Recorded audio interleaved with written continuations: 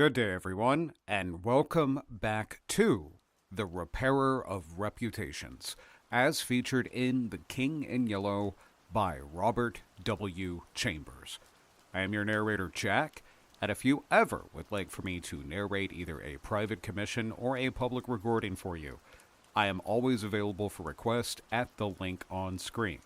Once again, this is the third act in The Repairer of Reputations, and I highly advise that if you have not listened to the other two acts, please go listen to them now. They will be in a appropriate playlist on my channel.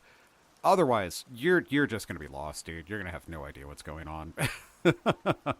Once we have completed this recording, I am probably going to be taking a brief break from The King in Yellow, at least for a time, and recording a few shorter horror stories throughout the week. I will be gone from the studio March 20th through the 30th to go see a good friend of mine and attend Adepticon. I hope to see you there. Once I get back, perhaps we could record some very short Warhammer stories. I would find that absolutely delightful, and I hope all of you would too. Without further delay, our presentation. One morning, early in May, I stood before the steel safe in my bedroom, trying on the golden jeweled crown. The diamonds flashed fire as I turned to the mirror, and the heavy beaten gold burned like a halo about my head. I remembered Camilla's agonized scream and the awful words echoing through the dim streets of Carcosa. There were the last lines in the first act, and I dared not think of what followed, dared not, even in the spring sunshine, there in my own room, surrounded with familiar objects, reassured by the bustle from the street and the voices of the servants in the hallway outside. For those poisoned words had dropped slowly into my heart, as a death sweat drops upon a bedsheet, and is absorbed. Trembling, I put the diadem from my head and wiped my forehead, but I thought of Hastur and my own rightful ambition, and I remembered Mr. Wilde as I had last left him, his face all torn and bloody from the claws of that devil's creature, and what he said. What he said. The alarm bell in the safe began to whir harshly, and I knew my time was up. But I would not heed it, and replacing the flashing circlet upon my head, I turned defiantly to the mirror. I stood for a long time absorbed in the changing expression of my own eyes. The mirror reflected a face which was like my own, but wither and so thin that I hardly recognized it. And all the time I kept repeating between my clenched teeth, "The day has come! The day has come!" While the alarm in the safe whirred and clamored, and the diamonds sparkled and flamed about my brow. I heard a door open, but I did not heed it. It was only when I saw two faces in the mirror. It was only when another face rose over my shoulder, and two other eyes met mine, I wheeled like a flash and seized a long knife from my dressing table, and my cousin sprang back very pale, crying, "Hildred, for God's sake!" Then as my hand fell, he said, "It was I, Lewis. Don't you know me?" I stood silent. I could not have spoken for my life. He walked up to me and took the knife from my hand. "What is all this?" he inquired in a gentle voice. "Are you ill?" "No," I replied, but I doubt if he heard me.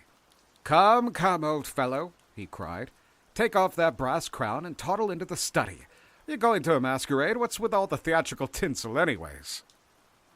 I was glad that he thought the crown was made of brass and paste, yet I didn't like him any the better for thinking so. I let him take it from my hand, knowing it was best to humor him. He tossed the splendid diadem in the air and, catching it, turned to me smiling. "It's a dear 50 cents, he said. "What's it for?" I could not answer, but I took the circlet from his hands and, placing it in the safe, shut the massive steel door. The alarm ceased its infernal din at once. He watched me curiously, but did not seem to notice the sudden ceasing of the alarm. He did, however, speak of the safe as a biscuit box. Fearing lest he might examine the combination, I led the way into my study. Lewis threw himself on the sofa and flicked at the flies with his eternal riding whip.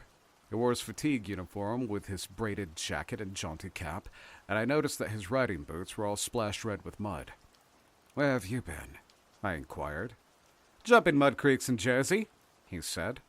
"I haven't had time to change yet. I was rather in a hurry to see you. Have you got a glass or something? I'm dead tired. Been at the saddle 24 hours.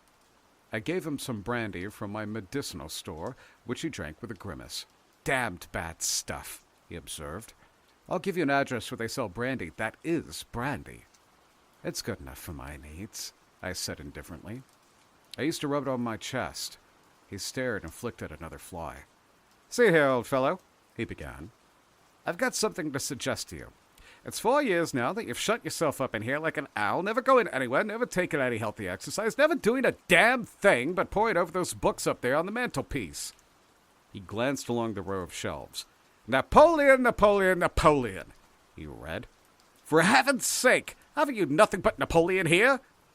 "I wish they were bound in gold," I said. "But wait, yes. There is another book. The King in Yellow." I looked him steadily in the eye. "Have you read it?" I asked. "I?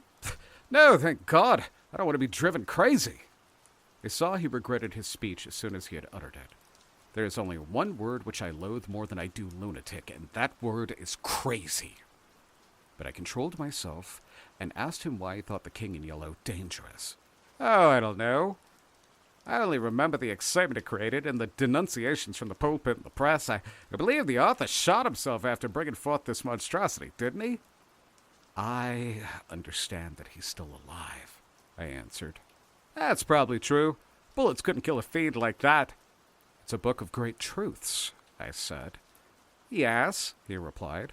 "Of truths which send men frantic and blast their lives. I don't care if the thing is, as they say, the very supreme essence of art. It's a crime to have written it, and I, for one, shall never open the pages."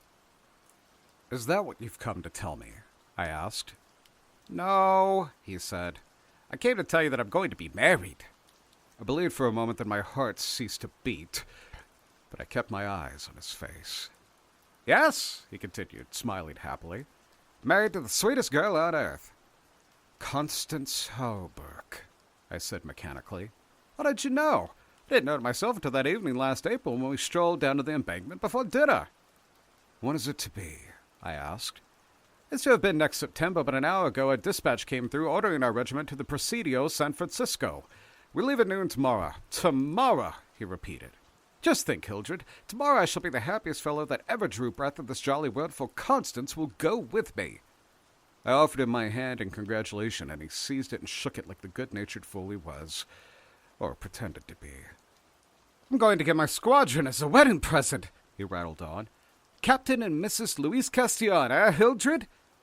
And then he told me where it was to be and who was to be there, and made me promise to come and be best man.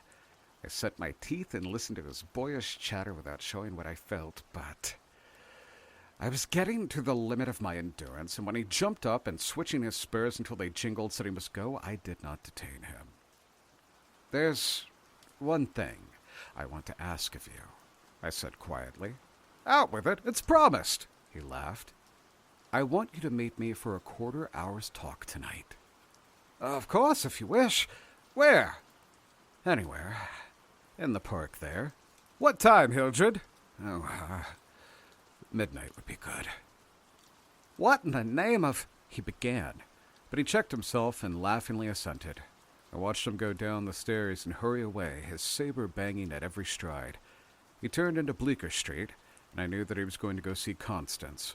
I gave him 10 minutes to disappear, and then followed in his footsteps, taking with me the jeweled crown and the silken robe embroidered with the yellow sign.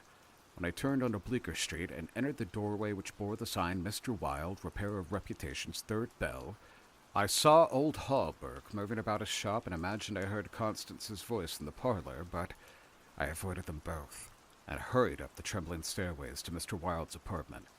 I knocked and entered without ceremony. Mr. Wilde lay groaning on the floor, his face covered with blood, his clothes torn to shreds. Drops of blood were scattered about the carpet, which had also been ripped and frayed in an evidently recent struggle. "It's that cursed cat," he said, ceasing his groans and turning his colorless eyes to me. "She attacked me while I was asleep. I believe she'll kill me yet." This was too much, so I went into the kitchen and, seizing a hatchet from the pantry, started to find the infernal beast and settle her then and there. My search was fruitless, and after a while I gave it up, and came back to find Mr. Wilde squatting on his high chair by the table. He had washed his face and changed his clothes. The great furrows which the cat's claws had plowed up his face had filled with collodion, and a rag hid the wound in his throat. I told him that I should kill the cat when I come across her, but he only shook his head and turned to the open ledger before him. He read name after name of the people who had come to him in regard to their reputation, and the sums he had amassed were startling. I put the screws on now and then, he explained. One day or another, some of these people will assassinate you, I insisted. Do you think so? He said, rubbing his mutilated ears. It was useless to argue with him, so I took down the manuscript entitled Imperial Dynasty of America for the last time I should ever take it down in Mr. Wilde's study. Read it through, thrilling and trembling with pleasure. When I had finished, Mr. Wilde took the manuscript and, turning to the dark passage which leads from his study to his bedchamber, called out in a loud voice, "Vance!" Then, for the first time, I noticed a man crouching there in the shadow. How I had overlooked him during my search for the cat, I can't imagine. "Vance! Come in!" cried Mr. Wilde. The figure rose and crept towards us, and I shall never forget the face that he raised to mine as the light from the window illuminated it. "Vance, this is Mr. Castillon," said Mr. Wilde. Before he had finished speaking, the man threw himself on the ground before the table and cried and gasping, "Oh, God! Oh, God, help me! Forgive me! Oh, Mr. Castillon, keep that man away! You cannot! You cannot! I mean it! You are different! Save me! I am broken down! I was in a madhouse, and now, when all was coming right, when I had forgotten the king in yellow, and but I shall go mad again! I shall go mad again!" His voice died into a choking rattle, for Mr. Wilde had leapt on him, and his right hand encircled the man's throat. When Vance fell in a heap on the floor, Mr. Wilde clambered nimbly into his chair again, and rubbing his mangled ears with the stump of his hand, turned to me and asked me for the ledger. I reached down for it from the shelf, and he opened it. After a moment's searching among the beautifully written names, he coughed complacently and pointed to the name Vance. "Vance," he read aloud. "Osgood Oswald Vance." At the sound of his name, the man on the floor raised his head and turned a convulsed face to Mr. Wilde. His eyes were injected with blood, his lips tumefied. "Called April 28th. Occupation cashier in the Seaforth National Bank. Has served a term of forgery at Sing Sing, from whence he was transferred to the asylum for the criminally insane. Pardoned by the governor of New York and discharged from the asylum January 19th, 1918. Reputation damaged at Sheepshead Bay. Rumors that he lives beyond his income. Reputation to be repaired at once. Retainer, $1,500. Note, has embezzled sums amounting to $30,000 since March 20th, 1919. Excellent family, and secured present position through uncle's influence. Father, president of Seaforth Banks." I looked at the man on the floor. "Get up, Vance," said Mr. Wilde in a gentle voice. Vance rose as if hypnotized. "You will do as we suggest now," observed Mr. Wilde, and opening the manuscript, he read the entire history of the Imperial Dynasty of America. Then in a kind and soothing murmur, he ran over the important points with Vance, who stood there like one stunned. His eyes were so blank and vacant that I imagined he had become half-witted, and remarked it to Mr. Wilde, who replied that it was of no consequence anyway. Very patiently, we pointed out to Vance what his share in the affair would be, and he seemed to understand it after a while. Mr. Wilde explained the manuscript using several volumes on heraldry to substantiate the result of his researches. He mentioned the establishment of the dynasty in Carcosa, the lakes which connected Hastur, Aldebaran, and the mystery of the Hyades. He spoke of Casilda and Camilla, and sounded the cloudy depths of the Demhe and the lake of Hadley. "The scalloped tatters of the king in yellow must hide in Ythild forever," he murmured, but I do not believe Vance heard him. Then by degrees he led Vance along the ramifications of the imperial family to Otenthale, from Natobla and the Phantom of Truth to Aldones, and then tossing aside his manuscript and notes, he began the wonderful story of the last king. Fascinated and thrilled, I watched him. He threw up his head, his long arms were stretched out in a magnificent gesture of pride and power, and his eyes blazed deep in their sockets like two emeralds. Vance listened stupefied. As for me, when at last Mr. Wilde had finished, and pointing to me cried, "The cousin of the king!" my head swam with excitement. Controlling myself with a superhuman effort, I explained to Vance why I alone was worthy of the crown, and why my cousin must be exiled or die. I made him understand that my cousin must never marry, even after renouncing all his claims, and how that last of all he should marry the daughter and the Marquis of Avonshire and bring England into the question. I shoved him a list of thousands of names, which Mr. Wilde had drawn up. Every man whose name was there had received the yellow sign, which no living human being dared to disregard. The city, the state, the whole land were ready to rise and tremble before the pallid mask. The time had come that people should know the son of Hastur, and the whole world bowed at the black stars which hang in the sky over Carcosa. Vance leaned on the table, his head buried in his hands. Mr. Wilde drew a rough sketch on the margin of yesterday's Herald with a bit of lead pencil. It was a plan of Hawberk's rooms. Then he wrote out the order and affixed the seal, and shaking like a palsied man, I signed my first writ of execution with my name as Hildred Rex. Mr. Wilde clambered to the floor, and unlocking the cabinet, took a long square box from the first shelf. Then he brought it to the table and opened. A new knife lay in the tissue paper inside, and I picked it up and handed it to Vance, along with the order and the plan of Hawberk's apartment. Then Mr. Wilde told Vance he could go, and he went, shambling like an outcast of the slums. I stood for a while, watching the daylight fade behind the square tower of the Judson Memorial Church, and finally, gathering the manuscript and notes, took my hat and started for the door. Mr. Wilde watched me in silence. When I had stepped into the hall, I looked back. Mr. Wilde's small eyes were fixed on me, and behind him the shadows gathered in the fading light. Then I closed the door behind me and went out into the darkening streets. I had eaten nothing since breakfast, but I was not hungry. A wretched, half-starved creature who stood looking across the street at the lethal chamber noticed me and came up to tell me a tale of misery. I gave him money, I don't know why, and he went away without thanking me. An hour later, another outcast approached me and whined his story. I had a blank bit of paper in my pocket, and on which was traced the yellow sign, and I handed it to him. He looked at it stupidly for a moment, and then with an uncertain glance at me, folded it with what seemed to be exaggerated care and placed it in his bosom. The electric lights were sparking among the trees, and the new moon shone in the sky above the lethal chamber. It was tiresome waiting in the square. I wandered from the Marble Arch to the artillery stables and back to the Lotos fountain. The flowers and grass exhaled a fragrance which troubled me. The jet of the fountain played in the moonlight, and the musical splash of falling drops reminded me of the tinkle of chained mail in Hawberk's shop. But it was not so fascinating, and the dull sparkle of the moonlight on the water brought no such sensations of exquisite pleasure as when the sunshine played over the polished steel of a corset in Hawberk's knee.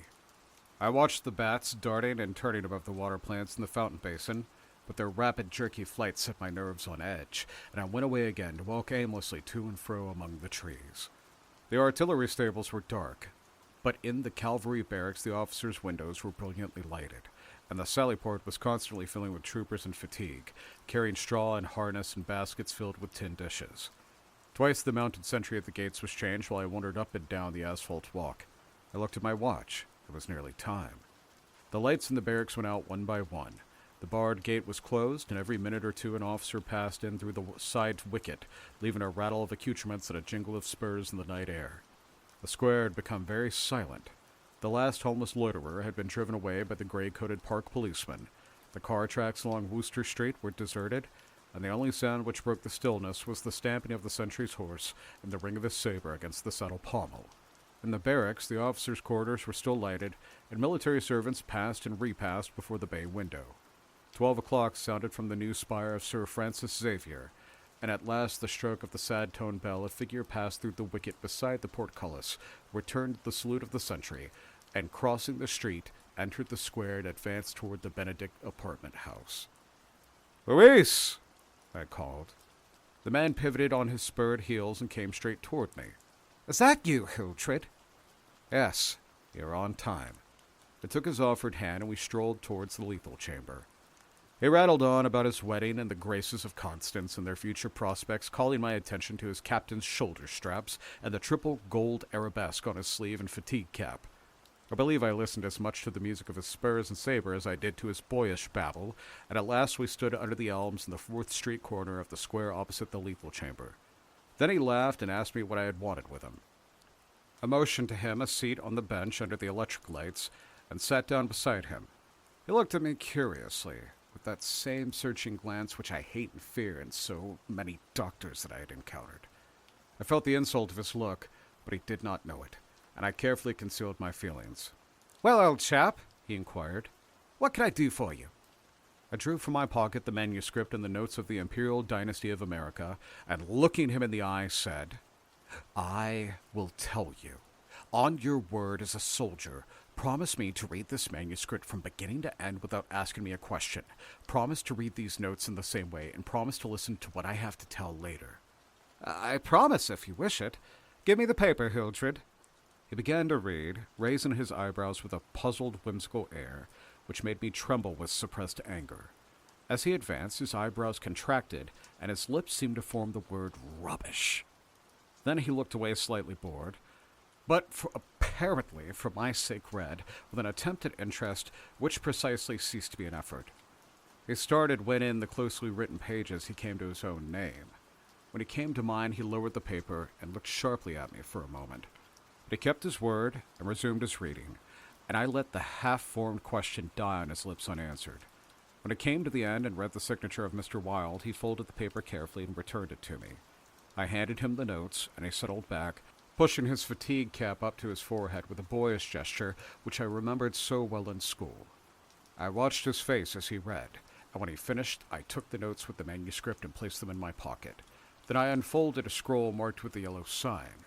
He saw the sign, but did not seem to recognize it, and I called his attention to it somewhat sharply. "Well, I see it. What is it?" "It is the yellow sign." "Oh, that's it, is it?" said Lewis, and in that flattering voice which Dr. Archer used to employ with me, and would probably have employed again had I not settled his affair for him. I kept my rage down and answered as steadily as possible. "Listen, you have engaged your word." "I'm listening, old chap," he replied, soothingly. I began to speak very calmly. "Dr. Archer, having by some means become possessed of the secret of the Imperial Succession, attempted to deprive me of my right, alleging that because of a fall from my horse 4 years ago, I had become mentally deficient. He presumed to place me under restraint in his own house in hopes of either driving me insane or poisoning me. I have not forgotten it. I visited him last night, and the interview was final." Louise turned quite pale, but did not move. I resumed triumphantly. "There are yet 3 people to be interviewed in the interest of Mr. Wilde and myself. There are my cousin Louise, Mr. Hawbrook, and his daughter Constance." Louise sprang to his feet, and I arose also, and flung the paper marked with the yellow sign to the ground. "Oh, I don't need that to tell you what I have to say," I cried with a laugh of triumph. "You must renounce the crown to me, do you hear? To me!" Louise looked at me with a startled air, but recovering himself said kindly, Of course I renounce the... What is it that I must renounce?" "The crown!" "Of course I renounce it. Come, old chap, I'll walk you back to your rooms with you." "Don't try any of your doctor's tricks on me," I cried, trembling with fury. "Don't act as if you think I'm insane." "Oh, what nonsense. Come, it's getting late, Hildred." "No! You must listen. You cannot marry. I forbid it. Do you hear? I forbid it! You shall renounce the crown, and I shall reward you an exile, but if you refuse, you shall die." He tried to calm me, but I was roused at last, and drawing my long knife, barred his way. Then I told him how they would find Dr. Archer in the cellar with his throat open, and I laughed in his face when I thought of Vance and his knife, and the order signed by me. "Ah, you are the king, but I shall be king. Who are you to keep me from the empire over all of the habitable earth? I was born the cousin of a king, but I shall be king." Louise stood white and rigid before me. Suddenly, a man came running up 4th Street, entered the gate of the Lethal Temple, traversed his path to the bronze doors at full speed, and plunged into the death chamber with the cry of one demented. And I laughed until I wept tears, for I had recognized Vance, and knew that Hawberk and his daughter were no longer in my way. "Go," I cried to Lewis. "You have ceased to be a menace. You'll never marry Constance now, and if you marry anyone else in your exile, I will visit you as I did my doctor last night. Mr. Wilde takes charge of you tomorrow." Then I turned and darted into South Fifth Avenue, and with a cry of terror, Luis dropped his belt and saber and followed me like the wind. I heard him close behind me on Bleecker Street, and I dashed into the doorway under Hallbrook's side. He cried, "Halt, or I'll fire!" But when he saw that I flew up the stairs, leaving Hallbrook's shop below, he left me, and I heard him hammering and shouting at their doors as though it were possible to arouse the dead. Mr. Wilde's door was open, and I entered crying, "It is done! It is done! Let the nations rise and look upon their king!" But I could not find Mr. Wilde, so I went to the cabinet, and I took the splendid diadem from its case. Then I drew on the white silk robe embroidered with the yellow sign, and placed the crown upon my head. At last I was king, king by my right in Hastur, king because I knew the mystery of the Hyades, and my mind had sounded the depths of the Lake of Hali. I was king! The first gray pencilings of dawns would raise a tempest which would shake the two hemispheres. Then as I stood, my every nerve pitched to the highest tension, faint with the joy and the splendor of my thought, without in the dark passage a man groaned. I seized the tallow dip and sprang to the door. The cat passed me like a demon, and the tallow dip went out. But my long knife flew swifter than she, and I heard her screech, and I knew that my knife had found her. For a moment I listened to her tumbling and thumping about in the darkness, and then when her frenzy ceased, I lighted the lamp and raised it over my head. Mr. Wilde lay on the floor with his throat tore open. At first I thought that he was dead, but as I looked, a green sparkle came into his sunken eyes. His mutilated hand trembled, and then a spasm stretched his mouth from ear to ear.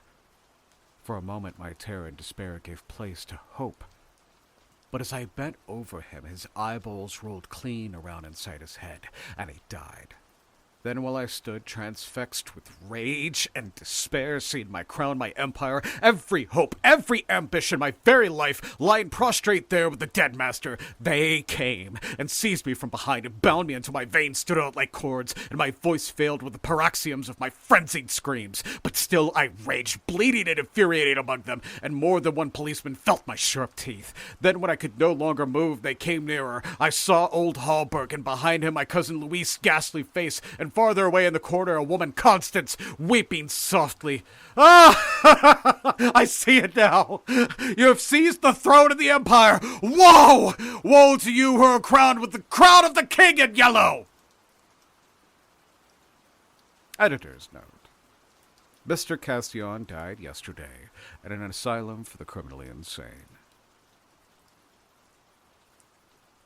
Well, my friends, that was The Repairer of Reputations, as featured in The King in Yellow by Robert W. Chambers. I hope that all of you have enjoyed these recordings. Once again, we will be returning to The King in Yellow at some point. I understand it's a rather hot anthology for a lot of you over the last year, and I have been overjoyed to read this tale to you. If you have any suggestions, once again, you can do so at the link on screen. Or, if you'd like to support me directly, support me over on Patreon at patreon.com/splatthousefic. Until next time, friends, keep reading